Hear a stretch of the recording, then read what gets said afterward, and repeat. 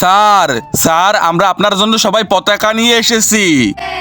मैं सब समझ गया तू जवाक समझ के बैठा है আমি স্যারের জন্য কেলে দিয়ে বানিয়ে পতাকা নিয়ে যাব। वाक समझ के बैठा है मैं सब समझ गया तू जवाक समझ के আর এটা হয়ে গেছে, এখন এই পতাকাটা আমি স্যারকে দিব। ভেরি গুড বেটা, তুমি অনেক পরিশ্রম করে এই পতাকাটা বানিয়েছো। इश्क में चेंज नहीं चलदा এখন আমি কিভাবে স্যারকে পতাকা বানিয়ে দিব? হ্যাঁ, আইডিয়া, রঙিন পেপারকে কেটে তারপরে বানিয়ে দিব। जानी लोका অরেঞ্জ ও গ্রিন।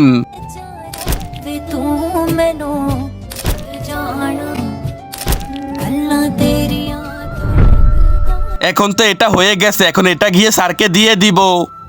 ভেরি গুড বেটা, তুমি অনেক পরিশ্রম করে এই পতাকাটা বানিয়েছো। वीना टी हुई नुवे কি করব আমি? আমার কাছে তো পতাকা নেই আর টাকাও নাই যে পতাকা কিনবো। मेरी হ্যাঁ, আইডিয়া। वीना लुटी हुई नुवे এখন এটাকে মাটির মধ্যে পুঁতে দিব। ना किस्मत बदलदी वेखी मैं बदलदा वे এই তো হয়ে গেছে, এখন এখান থেকে পতাকার গাছ গছাবে। তারপরে কি হলো সেটা দেখার আগে তুমি যদি মহান আল্লাহর এই সুন্দর ছবিটাকে ভালোবাসো তাহলে ভিডিওতে একটা লাইক করে চ্যানেলটা সাবস্ক্রাইব করে দিবে আর অবশ্যই কমেন্টে মহান আল্লাহর সুন্দর নামটি লিখে যাবে। আর যদি না করো তাহলে বুঝে যাবো তুমি আল্লাহকে একটুও ভালোবাসো না।